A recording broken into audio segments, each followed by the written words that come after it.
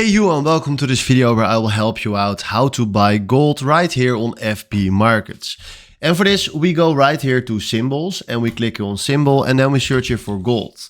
And then you will find a lot of things right here, but we are interested in gold to US dollar. So we click right there on it. And now we have the dollar to gold chart right here.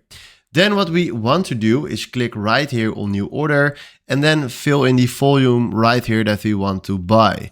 So let's say we want to buy one gold to US dollar, then this is fine. We can also put a stop loss on it by clicking just right there or clicking by there and then add a take profit to, but we don't want to do that. We are just interested in buy or position. So what we're gonna do now is click on buy market, and now if you can see, we just bought some gold and have it now in our position. So it's standing right here.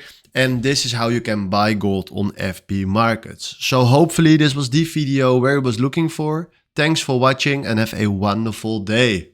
Ciao.